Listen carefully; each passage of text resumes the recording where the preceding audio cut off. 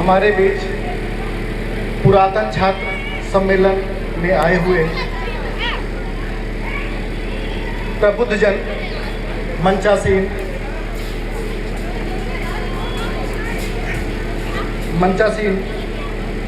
निदेशक आकाशवाणी, हमारे बीच ब्लॉक प्रमुख उमरदा, शिक्षक बंद, छात्र और छात्राओं, ये कह सकते हैं कि इस परिसर का आज का संस्थापक दिवस के रूप में मनाया जा रहा है और साथ साथ में पुरातन छात्र सम्मेलन, ये कह सकते हैं कि एक अनोखी पहल की गई है, क्योंकि माध्यमिक शिक्षा विभाग या कह सकते हैं कि माध्यमिक और बेसिक शिक्षा विभाग दोनों विभाग मिलकर के आज से लगभग 4-5 साल से ये पुरातन छात्र सम्मेलन की बात की जा रही है, जिसको परिलक्षित दिखाई दे रहा है। बड़ा अच्छी पहल है।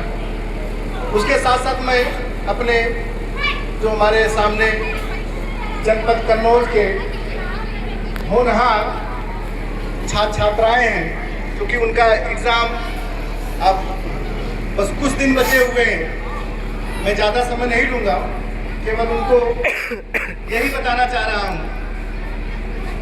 थोड़ा सा ऐसा सुनिए, थोड़ा सा बड़े हो जाइए।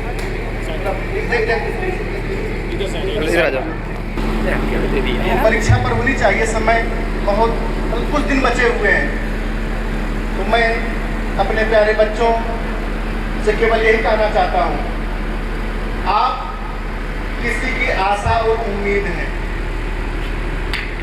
आप किसी आशा उम्मीद हैं, और आपके जो अभिभावक हैं, जो माता पिता हैं, हमारे जो विद्यालय परिसर के गुरुजन हैं, आपसे उम्मीद बांध रखे हैं। ये हमारे होनहार बच्चे हमारे इस परिसर के साथ साथ गांव के, राज्य के और राष्ट्र के लिए काम करेंगे, अपना नाम करेंगे। तो उम्मीदें हैं इनसे, इस पर आपको खरा उतरना है, बहुत बड़ी उम्मीदें हैं। आप इस गांव के छात्र हैं, इस गांव के बालक हैं, बालिकाएं हैं, लेकिन साथ साथ आप राष्ट्र के कह सकती है एक प्रतिभा है, आप राष्ट्र की एक संपत्ति है, राष्ट्र की एक पूंजी है। राष्ट्र आपकी प्रतिभा को प्राप्त करना चाहता है। आप राष्ट्र के लिए पढ़िए, अपने देश के लिए पढ़िए, आपकी प्रतिभा का सम्मान होगा। प्रत्येक छात्र में विशेष गुण होता है, प्रत्येक छात्र में कुछ न कुछ विशेष गुण होता है, जिसको हम आम भाषा में कहते हैं रुचि, या जिसको कौशल कहा जाता है, या दक्षता कहा जाता है, या योग्यता कहा जाता है। तो हर बच्चों में कुछ न कुछ विशेष रुचि होती है, विशेष कौशल होता है, विशेष प्रतिभा होती है, विशेष योग्यता होती है, दक्षता होती है। तो अपने उसी दक्षता को आपको निकालना है, आपको उसी कौशल को परखना है। और उस कौशल के सबसे अच्छे जो पारखी है वो हमारे गुरुजन है। गुरुजन समझ लीजिए एकदम बिल्कुल आपके पारखी हैं। मैं बच्चों से बार बार आह्वान करता हूँ कि अगर आपके घर के तो माता पिता जी हैं, अगर आपके वो ईश्वर हैं, तो विद्यालय के आपके इस परिसर के ईश्वर आपके गुरुजन हैं। जितने बारीकी से आपको देखते हैं ये, चाहे बिटिया हो, चाहे आपका बेटा हो, चाहे छात्र हो, चाहे छात्राएं, उनके एक एक चीजों को बारीकी से देखते हैं, और ये इस धरती के सबसे बड़े पारखी हैं। तो मैं बच्चों को आह्वान करता हूँ कि अपने उस हुनर के अनुसार, अपने उस योग्यता को परखिए, अपने उस दक्षता को परखिए, और उसके अनुसार अपना स्थान या अपना क्षेत्र चुनिए। हमें डॉक्टर बनना है, कि हमें इंजीनियर बनना है, कि हमें अच्छा वक्ता बनना है, हमें अच्छा अभिनेता बनना है, हमें खिलाड़ी बनना है। तो प्रत्येक व्यक्ति का अपना शौक होता है, लेकिन शौक को परखने का सबसे अच्छे पारखी हमारे गुरुजन होते हैं। इसलिए गुरुजन के सानिध्य में आइए, गुरुजन का सम्मान करना सीखिए। अपने जो घर के बुजुर्ग हैं, बड़े हैं, जो आपसे उम्र में बड़े हैं, जो आपसे मजे की गाँव के जो घर के जो बुजुर्ग हैं, जो गुरुजन है, कहीं न कहीं आपको सम्मान करना सीखना पड़ेगा इनसे। क्योंकि टैलेंट में कोई कमी नहीं है। आपके टैलेंट, हमारी जो यूथ में पावर है, कूट कूट के टैलेंट भरा है।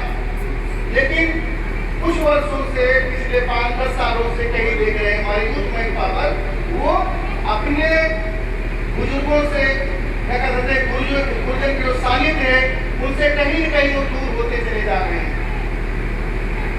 तो नैतिक मूल्यों के साथ जीना सीखिए, ये आह्वान है। ज्ञान के साथ साथ नैतिक मूल, नैतिक दायित्व को समझिए। क्योंकि बिना जिम्मेदारी के, बिना दायित्व के, बिना कर्तव्य निष्ठा के आपके अपने व्यक्तित्व का पहचान नहीं हो सकता। आप सफल हो सकते हैं, लेकिन सफलता के साथ साथ आपके व्यक्तित्व की पहचान नैतिक मूल्यों से की जाती है। तो मैं अपने इन बच्चों को बार बार मैं जहाँ भी जाता हूँ यही आह्वान करता हूँ कि आपके पास जो भी क्षमता है, ऐसा नहीं कि मेरा चाचा का लड़का ये बनना चाह रहा तो मैं भी बन जाऊंगा, या मेरा पड़ोसी वहां जा रहा है तो मैं भी वहां करूंगा। बेटा, पढ़ाई देख के नहीं होती है, पढ़ाई त्याग से होती है, पढ़ाई मन से होती है। जब मन में आप ठान लेंगे कि हमको इस क्षेत्र में जाना है, तो देखिए सफल हो जाएंगे। तो पढ़ाई के लिए जो अभी मैं आपको 2 शब्दों कहना चाह रहा हूँ कि हमारी यूथ में पावर, अभी हम जो हमारी यूथ में पावर है, मैं इससे हमेशा आह्वान करता हूँ, किताबों की ओर लौटिए और किताबों से प्रेम करिए। किताबों को अब मैं देख रहा हूं 4-5 सालों में, मैं डिजिटल प्लेटफॉर्म का सब्जेक्ट उसका मैं यूज कर रहा हूं। डिजिटल प्लेटफॉर्म आपके सपोर्ट के लिए है, लेकिन हमारे यूथ माइंड पावर जो है, ये किताबों से दूर होते चले जा रहे हैं। पढ़ने का केवल एक संसाधन मांग रहे हैं, अपने गार्जियन से, अपने माँ बाप से, केवल हमें लैपटॉप दे दीजिए, मोबाइल दे दीजिए, बिना उसके पढ़ाई हो ही नहीं सकती। क्योंकि वो एक पार्ट है आपका, वो आपकी ज्ञान का जो रियल यथार्थ है, किताब है, गुरुजन का सानिध्य है। किताब को पढ़िए। मैं बार बार जहाँ भी मैं जाता हूँ आह्वान करता हूँ कि बच्चों को किताबों की ओर उनको प्रोत्साहित करिए। उनको जो भी कार्यक्रम हो, जो भी आप विद्यालय में कर रहे हो, उनको किताब दीजिए। तो बच्चों किताब से प्रेम करिए, किताब पढ़ना शुरू कर देंगे तो अपने आप आपकी जिज्ञासा बढ़नी शुरू हो जाएगी। अपने आप गुरुजन के सामने आएंगे, सर ये नहीं आ रहा, ये कैसे होगा? आपके जो गुरुजन है केवल ये आपके लिए, एक बार हाथ तो बढ़ाइए। तो गुरुजन आपको सब कुछ देने को तैयार है, उसको लेने के लिए आपको उनके सानिध्य में आना पड़ेगा। तो सानिध्य में आकर ही ज्ञान प्राप्त कर सकते हैं आप। और पढ़ाई के कुछ मानक होते हैं, जैसे ध्यान, मनन और अभ्यासन। किताब को जब भी पढ़िए, बाकायदे ध्यान से पढ़िए। ध्यान का मतलब यह है कि किताब खोलिए तो आपका मन और शरीर किताब पर ही होना चाहिए। ऐसा नहीं कि जब किताब खोल लिए है, मेरा मन नाना के यहाँ, मामा के यहाँ, दोस्तों के यहाँ घूम रहा है, लेकिन किताब खोल करके, और माँ बाप समझ रहे मेरे बिटिया बेटा पढ़ रहा है, आप 6-6 घंटे 10-10 घंटे कमरे में बैठे किताब खोल करके, लेकिन मन यहाँ है ही नहीं। रियल पढ़ाई करिए, मत ईमानदारी से पढ़ाई करिए। क्योंकि आप जिस पड़ाव में है, जिस उम्र में है, कह सकते हैं कि जीवन का सबसे एनर्जेटिक आपका अवस्था है। इतना एनर्जेटिक अवस्था आपकी है कि इस अवस्था में आकर्षण होता है, आकर्षण होता है। तो बड़ा संयम की आवश्यकता पड़ती है, क्योंकि आप इस अवस्था में सब कुछ पाना चाहते हैं। हमें दोस्ती भी चाहिए, हमें मोबाइल भी चाहिए, हमें फोन से बात भी करना है, हमें घूमना भी है, पर आप सब कुछ पाना चाहते हैं। लेकिन पढ़ाई के एक मानक होता है। पढ़ाई का मानक क्या है? वह है कष्ट और त्याग। जब आप ईमानदारी से पढ़ाई करेंगे तो आपको कष्ट और त्याग करना ही होगा। कष्ट का यह मतलब नहीं है चलिए मैं खाना कम खा रहे हैं या भूख हड़ताल करते रहे हैं या मतलब खाना कम खाएंगे पढ़ेंगे जल्दी, ये कष्ट नहीं है। कष्ट का मतलब क्या है? आपको पढ़ाई के लिए ईमानदारी से समय जब आप देंगे तो आपको दोस्त प्यार से दूर होना पड़ेगा, क्योंकि भाई बिना कष्ट किए आप आगे बढ़ ही नहीं सकते। तो जो कष्ट के लिए तैयार है, जो त्याग के लिए तैयार है, जो पढ़ने के लिए तैयार है, किताब से पढ़ेंगे, मुझे केसानी जो पढ़ेंगे, लेकिन जो आप पाना चाहते हो पा जाएंगे। जो हमारे टीचर आपको पढ़ाते हैं या आप मैगजीन पढ़ते होंगे, समाचार पढ़ते होंगे, देखते होंगे कि भारत, पूरी दुनिया भारत को कह सकते हैं कि आप पढ़ते होंगे, देखते होंगे कि भारत को युवाओं के देश के नाम से नवाजा जा रहा है। तो इसका मतलब यह है कि भारत में जो यूथ मैन पावर है, जो हमारी जनशक्ति है, उसमें यूथ मैन पावर की संख्या बहुत ज्यादा है। अगर मैं थोड़ा सा और डीपली में बात करूं तो पूरे मैन पावर का लगभग 67%, 76% हमारे 10 साल से लेकर के 40 साल की उम्र वाले बच्चे हैं। अगर संख्या में बात करें हम, लगभग 86 करोड़ संख्या। ये जो स्टेट है 10 साल से लेकर के 40 साल 45 साल की, ये यूथ मैन पावर है। ये राष्ट्र की कह सकते हैं एसेट्स हैं। आप अकेले नहीं हैं। आपकी उम्मीदें, आपकी आशाएं, जो आपकी प्रतिभा है, केवल आप उसमें अकेले नहीं है, बल्कि राष्ट्र आपसे आह्वान कर रहा है। हम इसी प्रतिभा को प्राप्त करना चाहते हैं, राष्ट्र इसी प्रतिभा को प्राप्त करना चाहता है। राष्ट्र के साथ साथ पूरी दुनिया आपकी प्रतिभा को पाने के लिए ललायित है। आज चाहे आईटी सेक्टर हो, चाहे आपका मेडिसिन सेक्टर हो, चाहे आपका एजुकेशन सेक्टर हो, हम उसमें आगे बढ़ते चले जा रहे हैं। ये भारत की कह सकते हैं, जो आपका अभी मंगलयान, आप चंद्रयान देखे होंगे, तो ये सब हमारी उपलब्धि है। तो उस उपलब्धि में 4 चांद आप लगा सकते हैं जब आप अपने योग्यता और प्रतिभा के अनुसार राष्ट्र के लिए आप तैयार हो, क्योंकि राष्ट्र आपको आह्वान कर रहा है आपसे कि आपके पास जो भी योग्यता है, जो भी दक्षता है, जो भी क्वालिटी है, उसके अनुसार राष्ट्र के लिए आप खड़े होइए।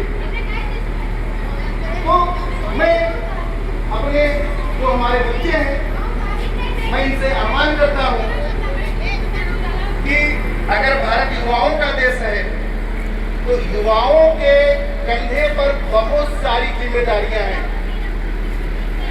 भारत राष्ट्र का अगला फिगर क्या होगा, भारत राष्ट्र आगे का विकास कैसे होगा, ये सब आपके कंधों पर जिम्मेदारियां हैं और आएंगे भी। तो आप जो हमारे पास प्रतिभा बैठी हुई है, इस प्रतिभा में कोई अच्छा डॉक्टर बनेगा, कोई अच्छा इंजीनियर बनेगा, तो कोई अच्छे टीचर बनेंगे, कोई अच्छा खिलाड़ी बनेगा। भाई सभी क्षेत्रों में आप जा सकते हैं। बस केवल शर्त यही है कि आपको चुनना है कि हमें किस क्षेत्र में जाना है। अब कोई बाधाएं नहीं है, किसी सिफारिश की आवश्यकता नहीं है। प्रतिभा है तो आपका सम्मान हमेशा किया जाएगा। तो युवाओं से मैं बार बार आह्वान करता हूँ, बेटा आप जिस उम्र में है, ये उम्र केवल और केवल पढ़ाई करने की है। जम के पढ़िए, जम के खेलिए और जम के सोइए। देखिए जो चाहते हैं आप बन के दिखा देंगे। आपके माँ बाप, आपके पूजन धन्य हो जाएंगे। जो आशा है, जो उम्मीद है, उसमें आप खड़ा उतरेंगे। तो मैं क्योंकि ये मीटिंग में लगी है, मैं ज़्यादा समय नहीं कर पा रहा हूँ। तो मैं एक बार दोबारा यहाँ पर हमारे बीच में आए हुए जो सम्मानित प्रबुद्धजन है, हमारे विद्यालय परिसर के प्रबंधक जी हैं, प्रधानाचार्य जी हैं, हमारे बीच ब्लॉक प्रमुख जी हैं और शिक्षागण हैं, हमारे जो नौजवान और इस जनपद कन्नौज के होनहार बालक छात्राएं बैठे हैं। मैं एक बार दोबारा से कहना चाहता हूँ कि बेटा, केवल आप लोग का जो 5 से 7 साल का जो समय है, अगर आप ईमानदारी से किताबों में अगर समय दे देंगे, गुरु के सानिध्य में पढ़ाई कर देंगे, तो आपके व्यक्तित्व की पहचान हो जाएगी। आप जो बनना चाहते हैं वो बन जाएंगे और राष्ट्र के लिए आपका अपना कद होगा। साथ साथ में मैं आज भी कॉलेज से बताना चाहता हूँ बेटा, अपने से जो बड़े हैं और आपके घर में जो बुजुर्ग हैं उनका सम्मान करिए, क्योंकि हमारी यूथ मैन पावर कहीं न कहीं कह सकते हैं बुजुर्गों के सानिध्य से दूर होकर चले जाते हैं। आप उनसे बैठिए तो कभी, आप लोग बैठिए, कितनी अच्छी चीजें बताते हैं आपको, पूरा उनका जो अनुभव है जीवन का आपको बताएंगे। अभी नहीं, जब आप कभी अकेले होंगे, कभी लगता है कि दुनिया बड़ी निराश है, तो मेरा कोई साथ है, उनके अनुभव काम आता है आपको। हमारे दादा हैं, जो दादी हैं, जो बुजुर्ग हैं, उनके जो अनुभव होते हैं आपको जीने की राह बताते हैं। वो जो कुछ भी कहेंगे आपके हित के लिए कहेंगे।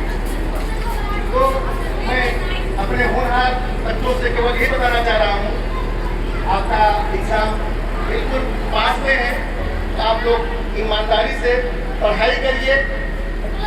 आप लोग अच्छे कह सकते हैं कि नंबर पाना की और ज़्यादा मतलब नहीं होता है, आपका रियल ज्ञान कितना है, वास्तव या यथार्थ ज्ञान को प्राप्त करने का प्रयास करिए। तो इसी के साथ मैं बच्चों को एक बार दोबारा आगामी आपका 2026 की बोर्ड परीक्षा है, उसके लिए मैं अग्रिम आपको शुभकामनाएं देता हूँ। आप जनपद और अपने माता पिता और गुरुजन के नाम रोशन करेंगे। Thank you. जय जय। हमारे कानपुर की टीम तत्काल अपना आके प्रदर्शन